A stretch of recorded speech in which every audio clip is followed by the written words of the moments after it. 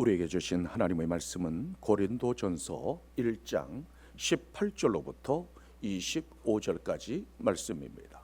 고린도전서 1장 18절로부터 25절까지 말씀입니다.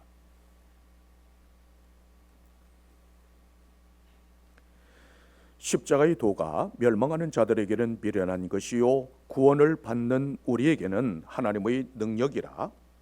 기록된 바 내가 지혜 있는 자들의 지혜를 멸하고 총명한 자들의 총명을 폐하리라 하였으니, 지혜 있는 자가 어디 있느냐, 선비가 어디 있느냐, 이 세대의 변론가가 어디 있느냐.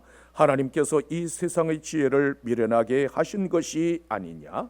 하나님의 지혜에 있어서는 이 세상이 자기 지혜로 하나님을 알지 못하므로 하나님께서 전도의 미련한 것으로 믿는 자들을 구원하시기를 기뻐하셨도다. 유대인은 표적을 구하고 헬라인은 지혜를 찾으나 우리는 십자가에 못 박힌 그리스도를 전하니, 유대인에게는 거리끼는 것이요 이방인에게는 미련한 것이로되 오직 부르심을 받은 자들에게는 유대인이나 헬라인이나 그리스도는 하나님의 능력이요 하나님의 지혜니라. 하나님의 어리석음이 사람보다 지혜롭고 하나님의 약하심이 사람보다 강하니라. 오늘 우리에게 주신 하나님의 말씀입니다. 십자가형은 고대 로마뿐만 아니라 아프리카, 애굽, 바사, 헬라 등에서 행해졌던 매우 잔인한 형벌이었습니다.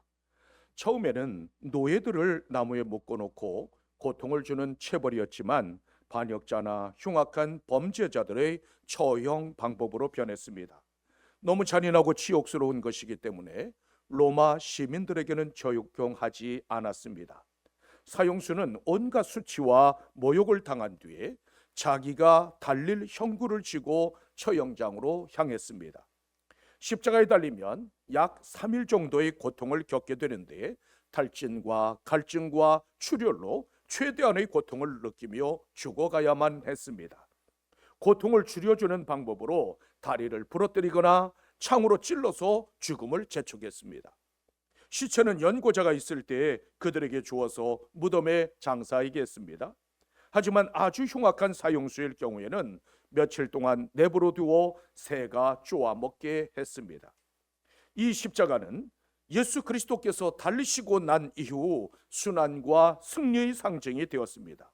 사도행전 2장 23절로부터 24절에서는 이렇게 말씀하고 있습니다.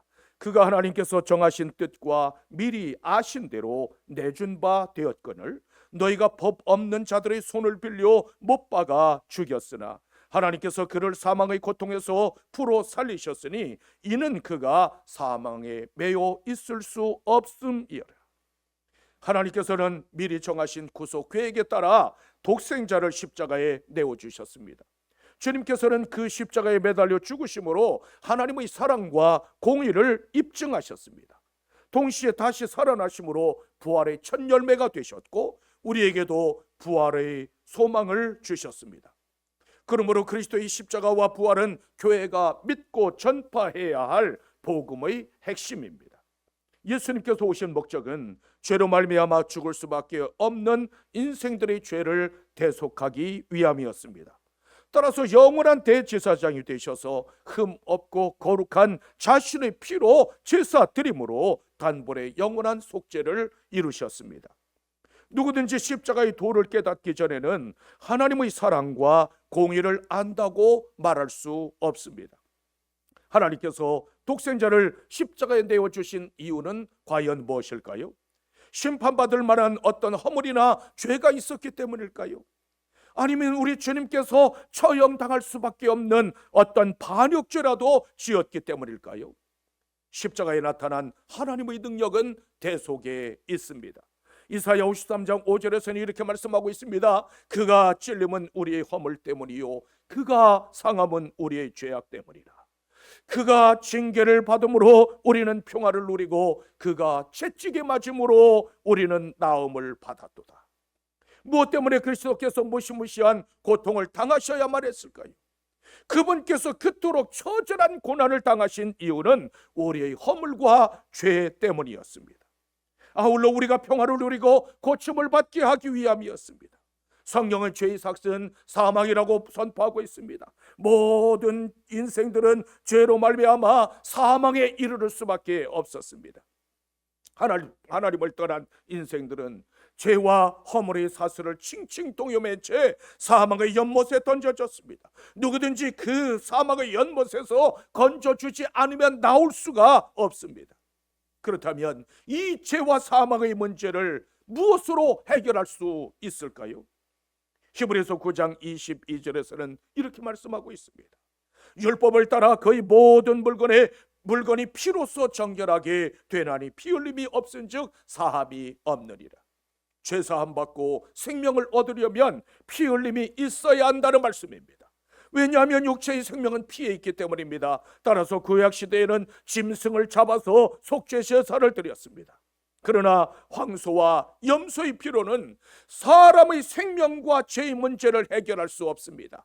따라서 어린 양이신 예수 그리스도께서 우리의 모든 죄를 대신 지시고 십자가에 달리셨습니다. 우리는 하나님의 아들이 보혈을 흘리심으로 의롭다 하심을 얻은 사람들입니다. 구원받을 자격이 없는 우리가 하나님의 은혜로 값없이 구원받았습니다. 로마서 3장 23절로부터 24절에서는 이렇게 말씀하고 있습니다. 모든 사람이 죄를 범하였음에 하나님의 영광에 이르지 못하더니 그리스도 예수 안에 있는 속량으로 말미암아 하나님의 은혜로 값없이 의롭다 하심을 얻은 자 되었느니라. 우리의 구원은 하나님께서 값없이 주신 은혜라는 말씀입니다. 내가 죽어야 할 자리에 우리 주님께서 대신 매달리셨습니다. 따라서 나를 위하여 십자가에 달리신 그분 예수 그리스도를 믿고 영접하는 사람은 누구든지 구원받게 되었습니다.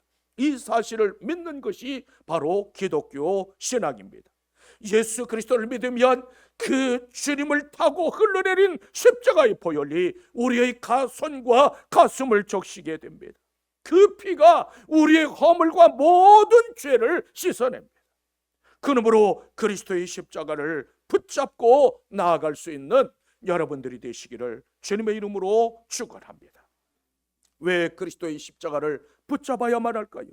십자가의 도는 구원의 능력이요 참 하나님의 지혜이기 때문입니다. 본문 18절에서는 이렇게 말씀하고 있습니다. 십자가의 도가 멸망하는 자들에게는 미련한 것이요 구원을 받는 우리에게는 하나님의 능력이라. 사람이 구원받을 수 있는 유일한 방법은 십자가의 도밖에 없다는 말씀입니다. 십자가의 도는 문자적으로는 그 십자가의 말씀이라는 뜻입니다. 하나님의 사랑과 하나님의 공의가 만나는 자리가 바로 십자가입니다. 로마서 5장 8절에서는 이렇게 말씀하고 있습니다. 우리가 아직 죄인 되었을 때에 그리스도께서 우리를 위하여 죽으심으로 하나님께서 우리에 대한 자기의 사랑을 확증하셨느니라. 그리스도의 십자가는 하나님 사랑의 결정적인 증거가 됩니다. 우리를 향한 하나님의 사랑은 눈으로 볼 수 없고 손으로 만질 수도 없었습니다. 그러나 그리스도의 십자가를 통해서 우리는 하나님의 사랑을 눈으로 보고 손으로 만지고 마음으로 느낄 수 있게 되었습니다. 주님은 머리에 가시관을 쓰셨고 채찍으로 심한 매질을 당하셨습니다. 양손과 발에는 못 박히셨고 창으로 옆구리를 찔리셨습니다. 하나님께서는 내가 받아야 할 그 무서운 형벌을 아들이 대신 받게 하시고 우리를 용서하셨습니다. 그러므로 십자가는 구원과 심판이 나누어지고 천국과 지옥이 분리되어지는 곳입니다. 생명의 길과 사망의 길이 갈라지는 곳이요 축복과 저주가 나누어지는 장소입니다.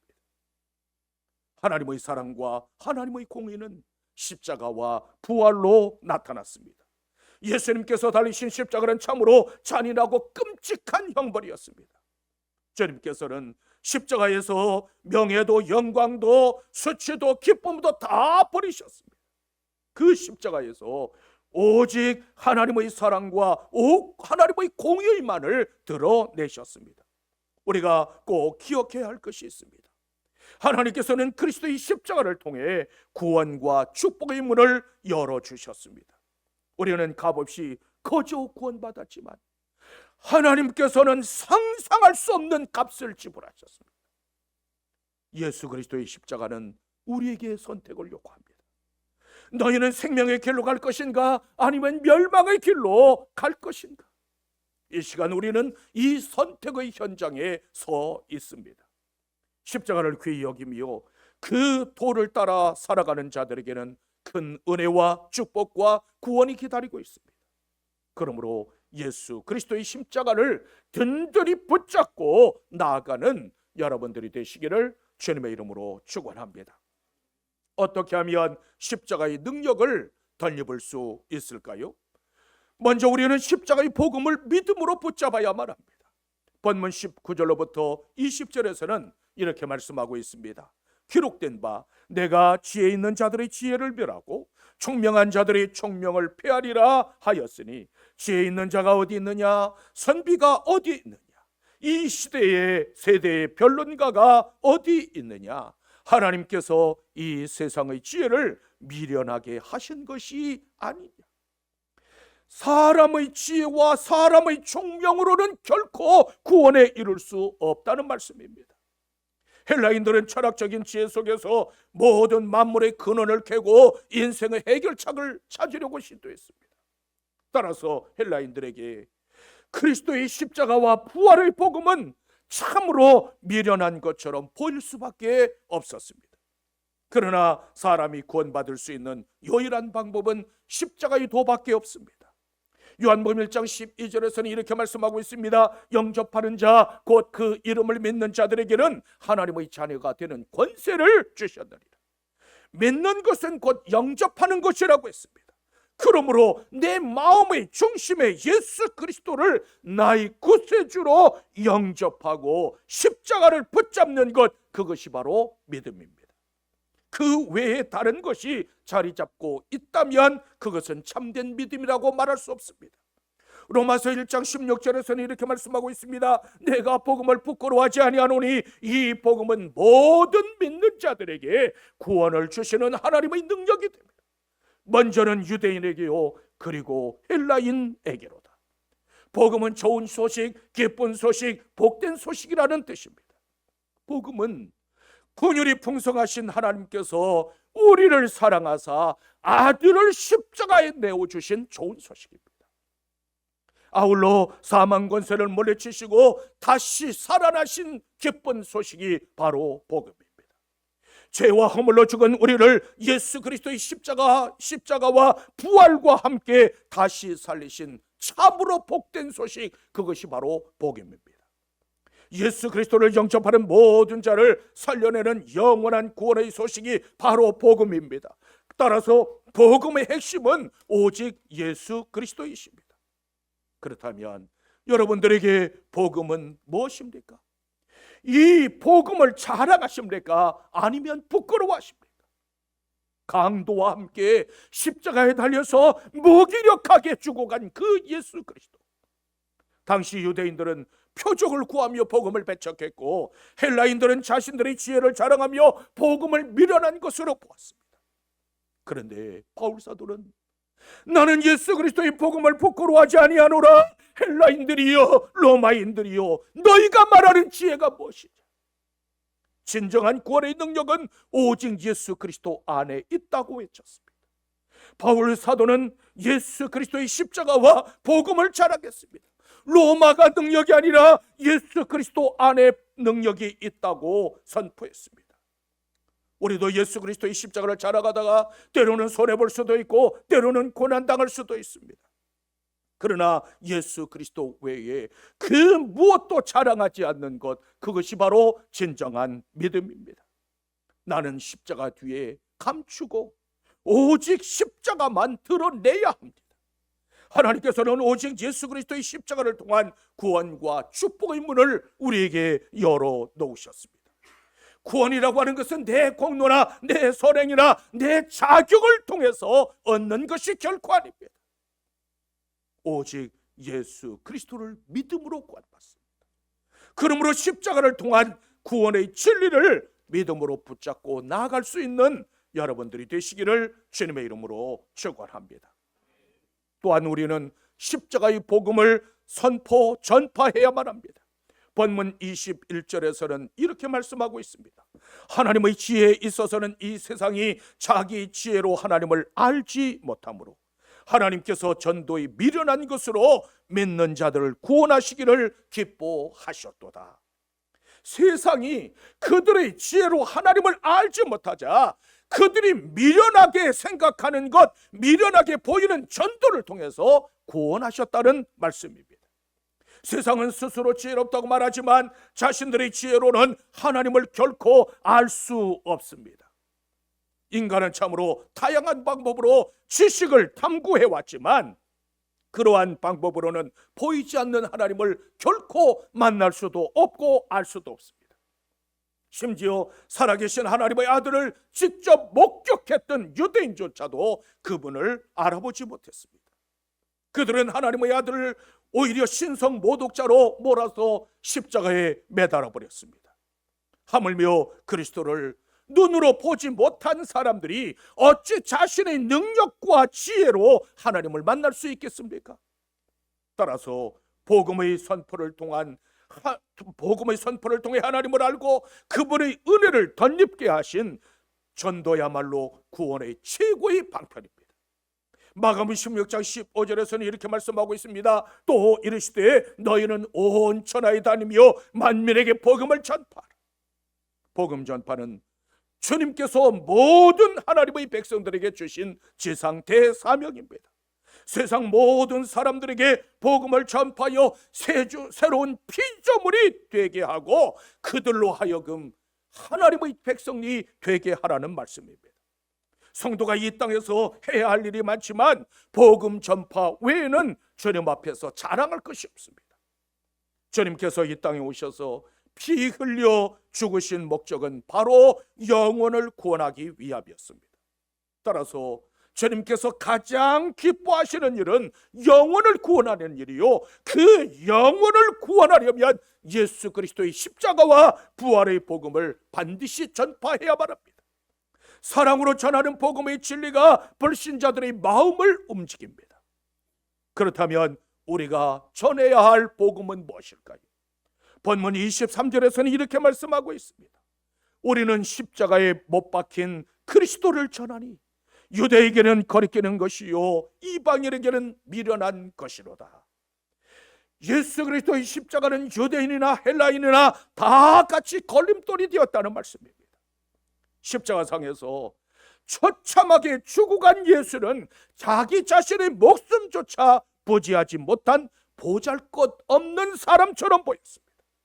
따라서 복음은 그들에게 미련한 것으로 여겨졌고 십자가에 못 박히신 그리스도를 전하면 조롱과 핍박의 대상이 될 수밖에 없었습니다. 그러나 초대교회 성도들은 오직 예수 그리스도의 십자가와 부활의 복음을 전파했습니다. 왜냐하면 그리스도의 십자가는 최고의 주예요 유일한 구원의 길이기 때문입니다. 그리스도의 십자가는 하나님께서 우리를 위해 마련하신 신비 그 자체입니다. 그 십자가 사건이 없더라면 우리 가운데 누구도 구원받을 수 없었습니다. 사도행전 4장 11절에서는 이렇게 말씀하고 있습니다.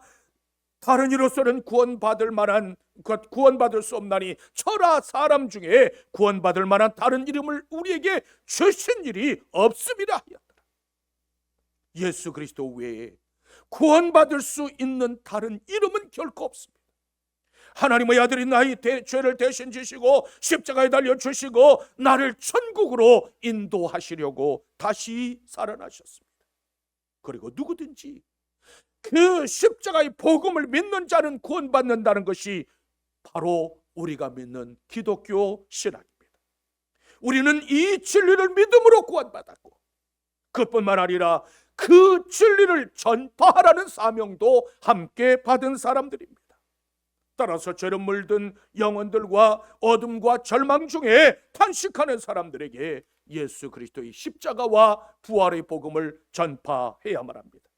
그리스도의 십자가와 부활의 능력을 믿고 더더욱더 십자가의 복음을 마음껏 선포할 수 있는 여러분들이 되시기를 주님의 이름으로 축원합니다.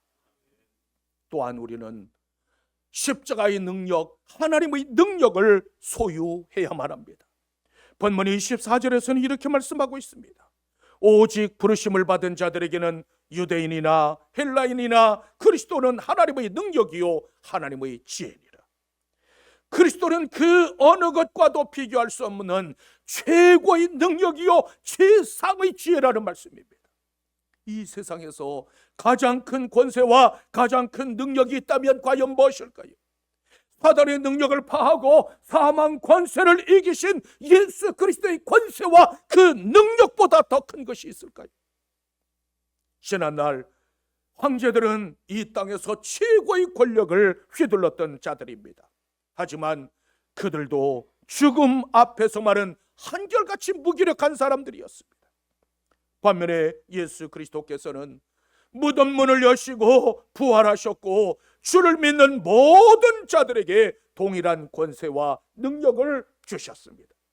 누가복음 10장 19절에서는 이렇게 말씀하고 있습니다. 내가 너희에게 뱀과 전갈을 밟으며 원수의 모든 능력을 제어할 권능을 주었으니 너희를 해칠 자가 결코 없으리라. 성도들은 장차 우리 주님께서 다시 오실 때 주님과 함께 이 땅을 심판하고 왕노릇할 사람들입니다. 주님께서는 성도들에게 사단의 권세를 이길 수 있는 힘을 주셨습니다. 아울러 천사들까지도 심판할 권세와 능력을 성도들에게 주셨습니다. 그러므로 예수 그리스도의 복음을 전파할 때 두려워하거나 주저하지 마십시오. 우리가 믿는다고 하지만 막상 어떤 어려운 일이 닥치면 인간적인 지혜를 찾고 사람의 능력을 의지하려고 합니다. 그 이유는 하나님의 능력과 하나님의 은혜가 부족한 것이 아니라 우리의 믿음이 부족하기 때문입니다. 따라서 담대하게 사단의 세력을 대적할 수 있는 믿음의 용사들이 되어야만 합니다. 우리는 이 세상에서 가장 소중한 보화를 간직한 사람들입니다. 고린도후서 4장 7절에서는 이렇게 말씀하고 있습니다. 우리가 이 보배를 질그릇에 가졌으니 이는 심히 큰 능력은 하나님께 있고 우리에게 있지 아니함을 알게 하려 함이라. 우리는 질그릇같이 약하고 천한 존재들이지만 예수 그리스도라고 하는 가장 귀한 보배를 소유한 사람들입니다. 그 예수 그리스도 안에는 무엇과도 바꿀 수 없는 생명의 능력이 감춰져 있습니다. 따라서 생명의 능력을 소유한 우리는 천사조차 흠모하는 존귀한 사람들이 되었습니다. 내가 존귀해서가 아니라 내가 모신 예수 그리스도 때문에 우리는 존귀한 사람들이 되었습니다. 우리는 그리스도의 십자가의 행렬에 주님과 함께 서 있는 사람들입니다. 따라서 주님께서 존귀하신 것처럼 보혈의 능력, 성령의 능력으로 존귀한 삶을 살아가는 여러분들이 되십시오. 죄악을 이기고 승리하는 삶을 살아갈 수 있는 여러분들이 되십시오. 예수님은 죄도 없고 흠도 없는 어린 양이셨습니다. 그러나 우리를 구원하시려는 아버지의 뜻에 온전히 순종하심으로 십자가를 지셨고 다시 사흘 만에 살아나셨습니다. 우리는 반드시 기억해야 합니다. 고난 없는 영광 없고 십자가 없는 부활은 결코 일어나지 않습니다. 그러므로 고난에 참여하는 자가 부활의 영광에도 참여하게 될 것입니다. 기독교에서 그리스도의 부활을 제거하면 기독교는 설 자리가 없어지고 맙니다. 예수 그리스도의 부활이 있기에 우리의 기독교는 생명의 종교가 될 수 있었습니다. 이 진리를 깨닫고 구원의 능력을 덧입고 나아가는 여러분들이 되시기를 주님의 이름으로 축원합니다. 오래전 미국에서 비행기가 산 중턱에 추락하는 사고가 있었습니다. 사고 현장 가까이에는 약 21m 높이의 철제 십자가 탑이 있었다고 합니다. 그런데 당시 AP통신에서 의미 있는 사고 원인을 제시했습니다. 그 십자가에는 늘 불이 켜져 있었는데 그날에는 꺼져 있었습니다. 그 지역을 운항하는 항공기들은 십자가 탑이 밝혀주는 불빛을 보고 안전하게 지나갈 수 있었습니다. 그런데 그날 불이 꺼져 있어서 방향 감각을 상실한 것이 사고의 원인이었다고 보도했습니다. 이처럼 십자가는 날이 새도록 생명의 빛, 구원의 빛을 비추어야만 합니다. 여러분들은 예수 그리스도의 십자가에서 무엇을 바라보십니까? 우리는 죽을 수밖에 없는 죄인이지만 만왕의 왕이신 예수 그리스도께서 나를 대신 십자가에 달리셨습니다. 하나님께서는 우리를 죽일 수 없어서 아들을 십자가에 죽이셨습니다. 아들까지 내어주신 하나님의 사랑이 우리를 살리셨습니다. 그리스도의 십자가는 하나님의 사랑 그 자체였습니다. 그런데 그 십자가를 타고 흘러내리는 예수 그리스도의 보혈이 강이 되어 흐릅니다. 그 보혈의 죄를 씻으면 구원의 은총이 임합니다. 주님께서는 그 은혜의 강가, 생명의 강가, 보혈의 강가로 우리를 초청하고 계십니다. 그 십자가에 우리의 죄악과 불의와 허물이 모두 매달렸습니다. 그 십자가에 우리의 교만과 거짓됨과 불순종이 매달렸습니다. 우리는 그리스도와 함께 그 십자가에 매달려 죽었고 우리 주님과 함께 다시 살아난 하나님의 사람들입니다. 그 피 묻은 십자가는 우리의 소망이요 구원의 증표가 되었습니다. 그러므로 그 십자가를 높이 드는 여러분들이 되시기를 주님의 이름으로 축원합니다.